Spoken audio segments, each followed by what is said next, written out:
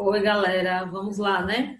Esses conteúdos são os últimos conteúdos referentes ainda sobre a Segunda Guerra Mundial, né? Hoje nós vamos tratar sobre o Brasil na Segunda Guerra Mundial e alguns inventos importantes, né? A partir dessas guerras, que foram a partir de algumas guerras que foi possível, né? Esses inventos, né? As guerras, elas, obviamente, né? Na sua conjuntura, elas trazem bastante consequências destrutivas. Mas, né, entrelaçado a isso também, a partir desses conflitos, cada exemplo da Primeira e da Segunda Guerra Mundial, elas são determinantes para que esses países envolvidos eles comecem a desenvolver importantes inventos, que esses inventos depois são deixados, são algo que possibilitam no dia a dia, né? E tem alguns inventos também que vocês observam, né, que vocês comem ou que vocês utilizam, que foram inventados a partir dessa Segunda Guerra Mundial, tá certo? Então, vamos primeiro pontuar qual foi a importância e como foi que o Brasil, ele efetivamente, ele participou da Segunda Guerra Mundial, né? Desde 1939, com o início aí do conflito, o Brasil ele assumiu uma posição neutra na Segunda Guerra, né? Na Segunda Guerra Mundial. Né? O presidente do Brasil, na época, era Getúlio Vargas, né? Porém, esta posição, ele manteve uma posição de neutralidade que acabou em 1942, quando algumas embarcações brasileiras foram atingidas e afundadas por submarinos alemães no Oceano Atlântico. A partir desse momento, Vargas ele fez fez um acordo com Roosevelt, né, que era o presidente dos Estados Unidos, e o Brasil entrou na guerra, né, ao lado dos aliados.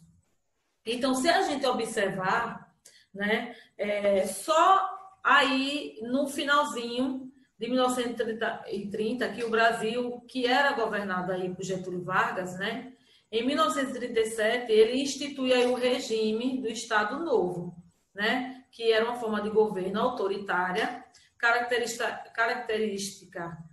caracterizada aí pela censura e pela perseguição aos seus opositores. Né? O regime getulista, na época, em muitos aspectos, eles assemelhavam aí as práticas fascistas desenvolvidas aí por Mussolini na Itália. Quando a Segunda Guerra Mundial ela teve início, Getúlio ele assumiu uma posição, como eu falei agora, de neutralidade, né, em relação ao conflito, não demonstrando nem apoio ao eixo e nem aos aliados. Desse modo aí, o Brasil ele mantinha vantagens comerciais com os Estados Unidos e a Alemanha, por exemplo, né?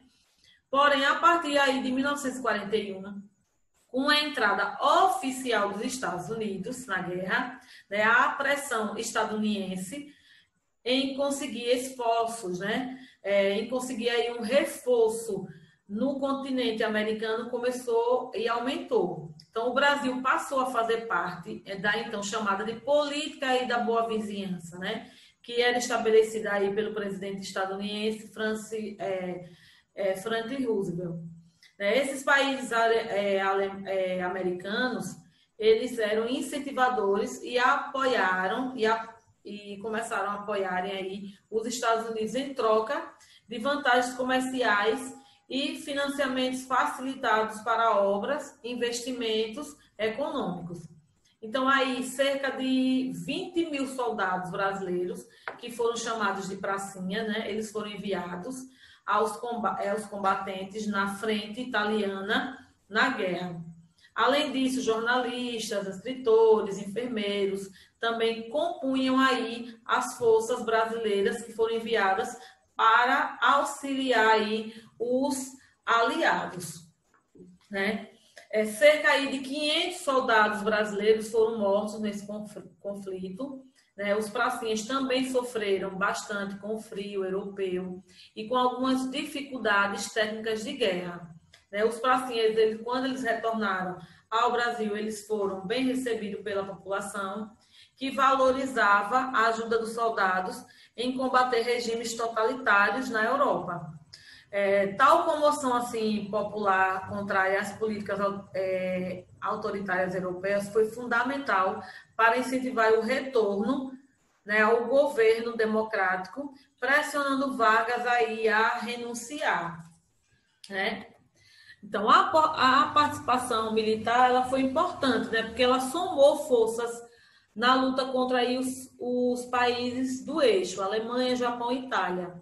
O Brasil enviou, né, para a Itália, que estava ocupada pelas forças nazistas, isso aí em julho de 1944. Né? A FEB, né, que é a Expedicionária Brasileira, e 42 pilotos e 400 homens de apoio da FAB, que era a Força Armada Brasileira.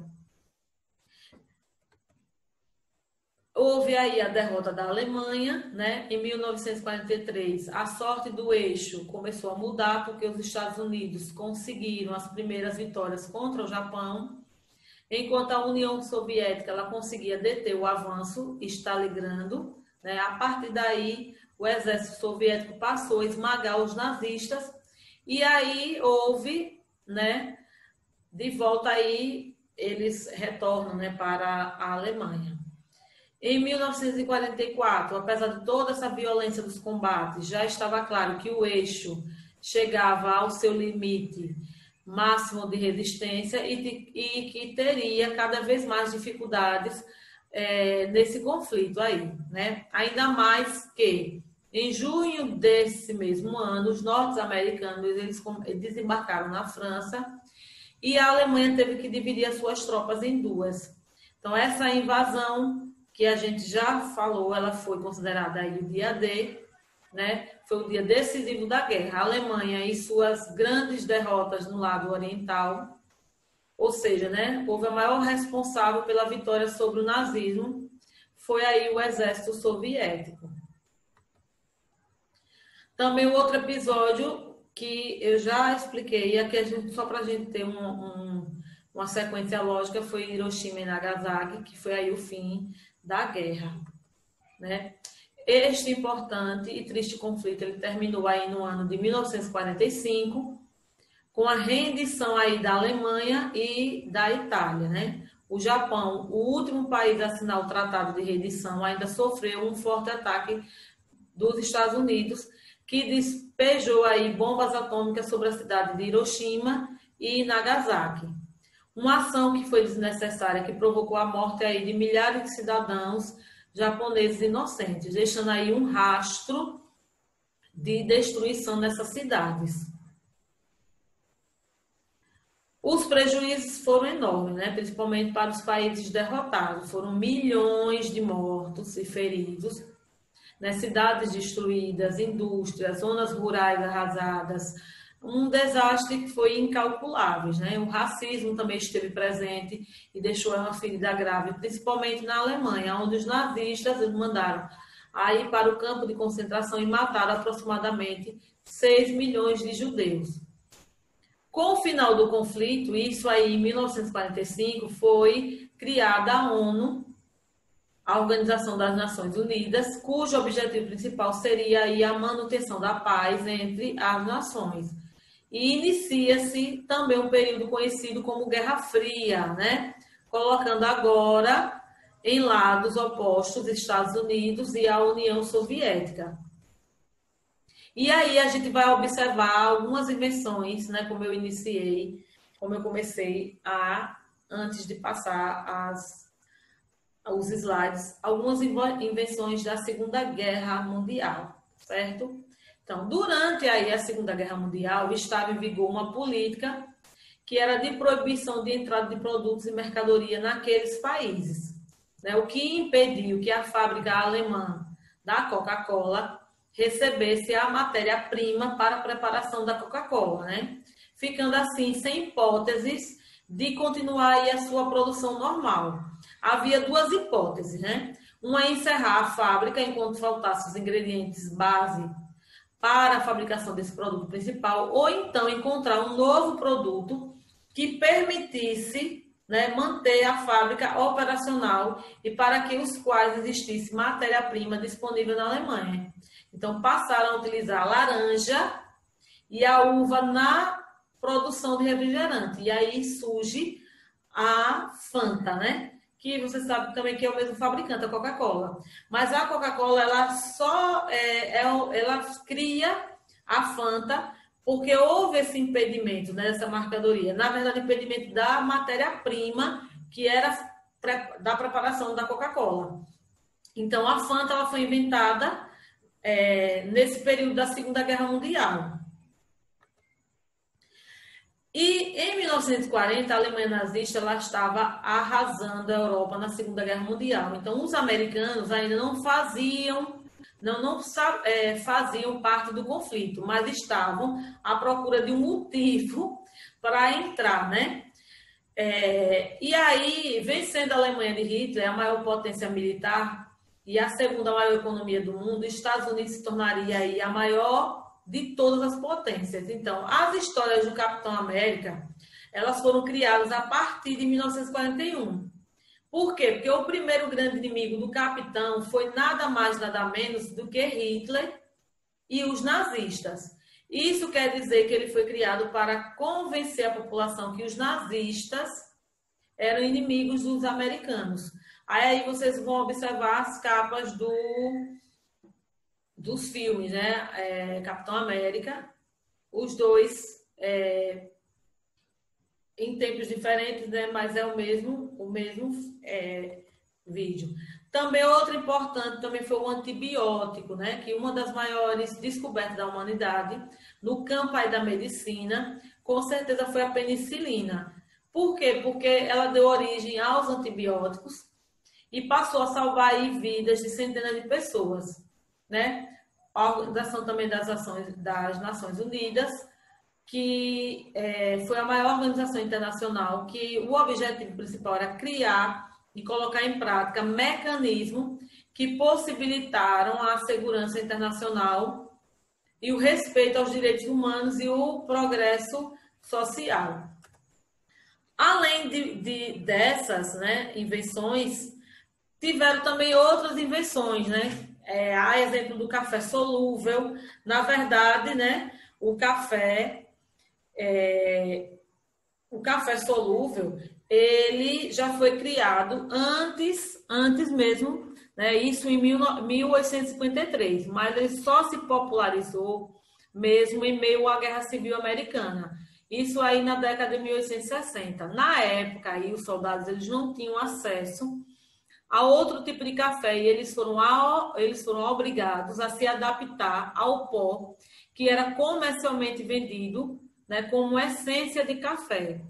Cada soldado ele recebia assim um saquinho de café solúvel junto com a sua ração diária, né? Que eles recebiam as rações, né? Outro fato também importante que surge aí, que há um resgate, né, na verdade, né? Porque foi um embalsamento. Obviamente, esse processo de embalsar, né, os corpos, eles remota aí do Egito Antigo, né? Quando as pessoas acreditavam, né, que a mumificação fosse um elemento essencial para preservar a alma para uma próxima vida.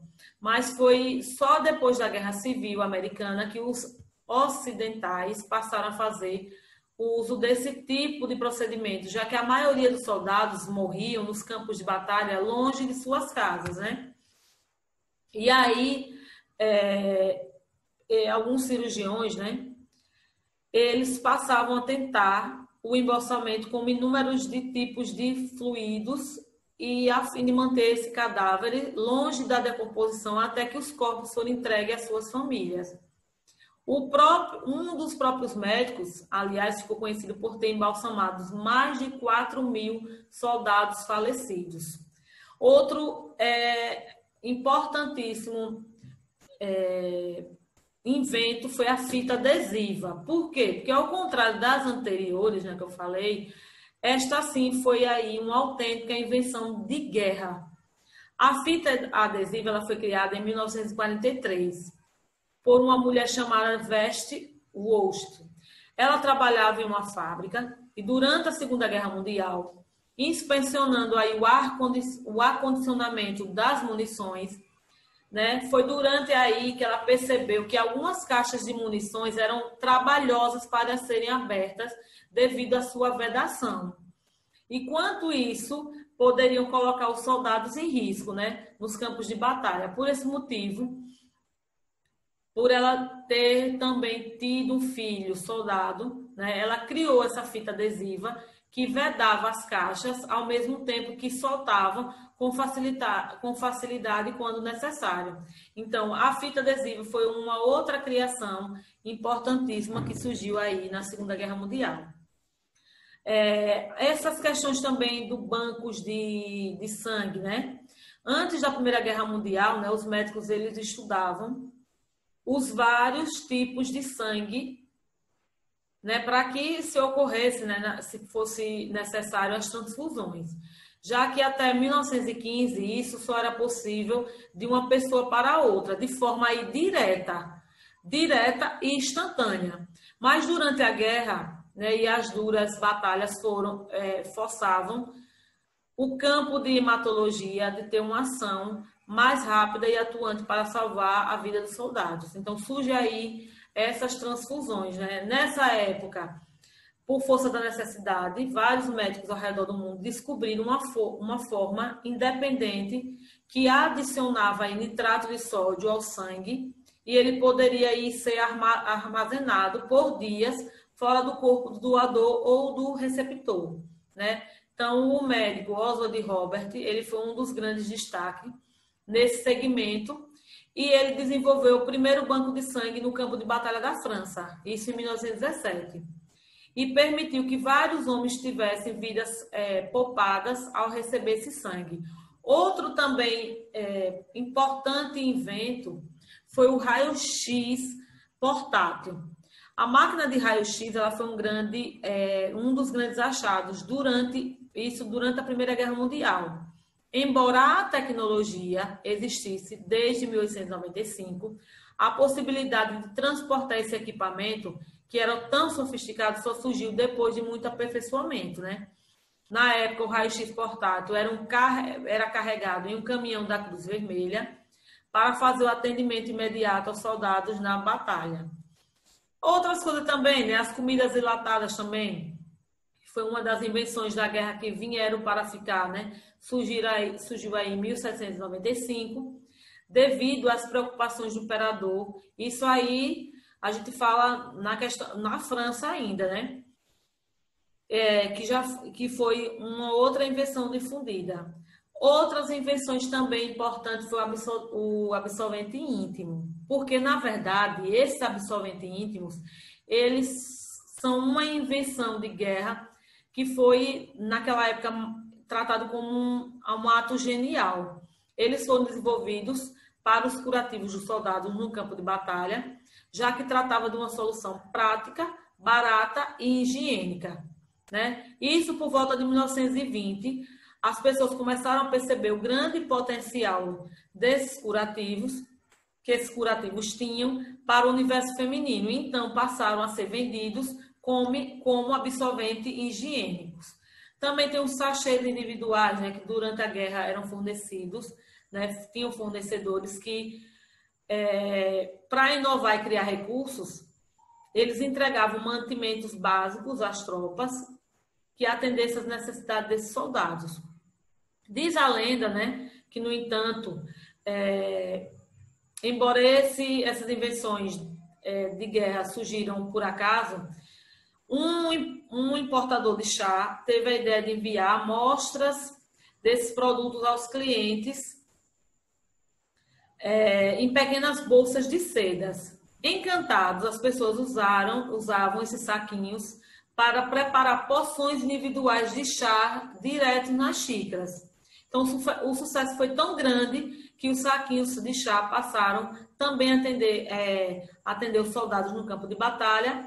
E no final da guerra foram os civis que caíram nas graças desses grandes sachês. Outro invento que vocês amam, né, que foram os chocolates M&M's. Por quê? Esses chocolatinhos, eles surgem aí na década de 30, durante a Guerra Civil Espanhola. Na época, esse empresário, né, Forrest Max, né, ele criou os confeitos para impedir que o chocolate derretesse e os soldados aí pudessem consumi-los na batalha para repor aí as energias. Então, em 1941, durante a Segunda Guerra Mundial, os M&M's voltaram a fazer sucesso entre os soldados e foram incluídos também nas rações diárias do homem, né, e também no campo de batalha. Então, aqui são algumas das invenções, né? Se vocês pesquisarem, se vocês fizerem uma pesquisa mais aprofundada, você vai ver que vai ter outros inventos, vários, né? Inventos que só foi possível através também, infelizmente, né, nesse contexto que a gente chama de guerras, tá certo? Eu deixei uma atividade para vocês corrigirem, né? A atividade foi da página 340 e a página 341. Então, peguem o livro de vocês para que vocês corrijam a atividade, né? Para que não reste nenhuma dúvida. Até porque a gente encerrou o conteúdo sobre a Segunda Guerra Mundial, tá certo? Eu só vou, nas próximas videoaulas, eu vou só colocar correções, porque não tem mais conteúdo para que vocês, para abordar sobre isso, tá certo? Na página 340, na verdade, vocês vão fazer uma entrevista, teriam que fazer uma entrevista com alguém da família, né?